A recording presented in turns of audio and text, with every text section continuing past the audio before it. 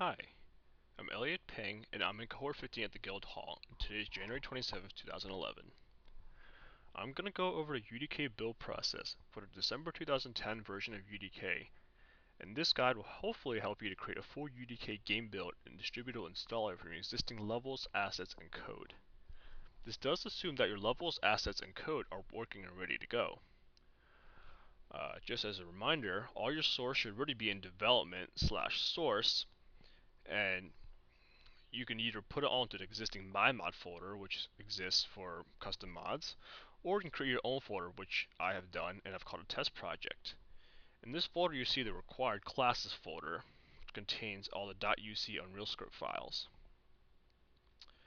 Now, you should also know that under content is where all your assets and levels go. There's a bunch of existing stuff, so I created a separate folder to organize my own project. And here I have test project again, which I have two subfolders in to further organize things.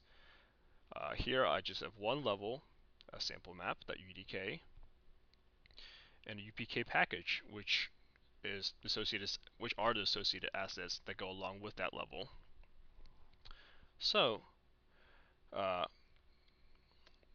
the build process is actually pretty simple with Unreal Frontend, but there are actually two INI files that you need to edit first in order to get UDK to recognize your new game mod. So just go to UDK game/config and look for your default engine.ini file.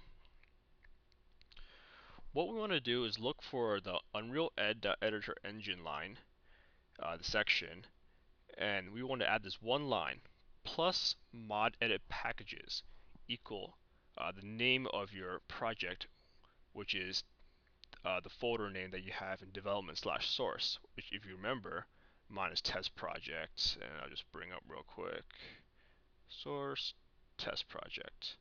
So it matches up with this line. So again, plus mod edit packages equals test project. And after you've done that, you save it and close it out. Let's just go back to config and find our default game.ini. Now, in this are several lines that you can change. The default game is basically the default game type that Unreal starts up with. I haven't changed that, I left it alone. You can also specify your own player controllers under player controller class name. I've again left that the default. And this one line of interest, the plus default map prefixes. You can see the syntax of it defines a custom prefix test sets B uses common package to false, and it sets a game type to my own custom game type that I've created, which is the project name dot your game type class. So what does this actually do? If you go look for a map, which is here,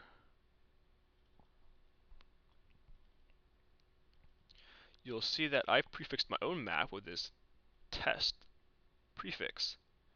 What this does is allow UDK to associate a map with a certain game type so they'll load together. One more thing that we need to add is in order to have our game type show up in the default menus without creating our own custom menus, is this section that I've put at the bottom of the game default game.ini. The syntax for here is your game type first, which for me is shrink rifle match, and then this should always be the same, which is UTUI data provider underscore game mode info.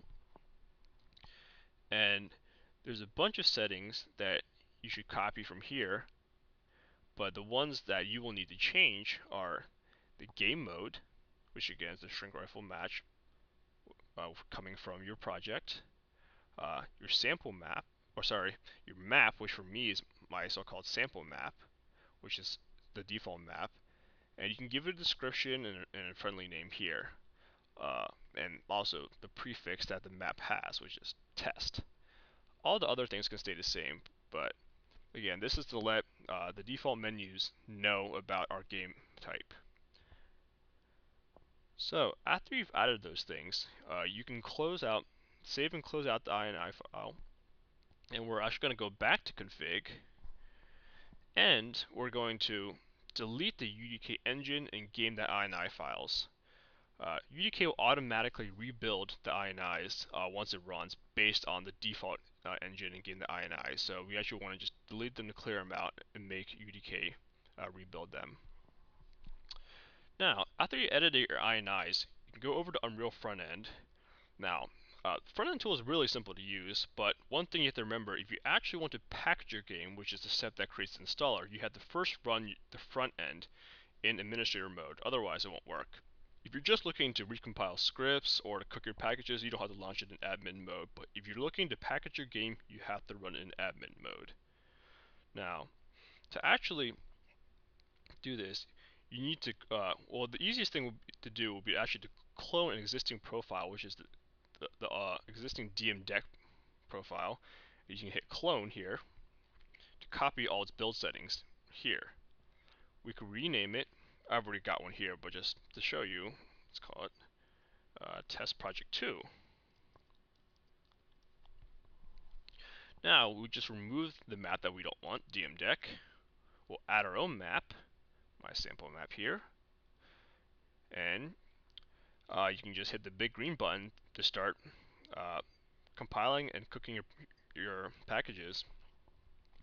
Now you can do these steps separately too, do a full recompile separately and also a clean, which deletes all the existing packages in a full recook. But I know it's working already, so I'm just going to hit play. Now this process will also take a much shorter amount of time than it would if I had to do a full recompile and a full recook. But since it's already more or less done, it would just go straight into the launch step right here, very quick. Now we're just going to verify that our game actually works as intended. Okay, so we got the default menu up. We can check for the game mode, our shrink rifle match. Then we can go to map. We see our map. Start game. Oh, see, my shrink rifle is shrinking him. So we know that we are successful in being convinced that it actually works. We'll just exit out of the game. And after that, we were ready to package our game or make our installer. Just go up to the button, click it, and hit package game. This process will bring up a small pop-up which asks you for a game long name and a game name. The game long name is the name that Unreal will use in the shortcut in the start menu, and the game name is just an abbreviated name that's tagged onto your installer. So we're just gonna hit package game and let it do its thing. The process is actually pretty fast, but just to speed it up a bit, I'll just show you the results of it are this installer executable file that gets dumped into your default installation directory. And once it finishes packaging the game, and you had this, well, that was quick. I guess it's working already. So we can just launch the installer to see the beginning of it and see it's actually working. But anyways, you'll now have a full working installer you can send to your friends and send to people that you want to test your game.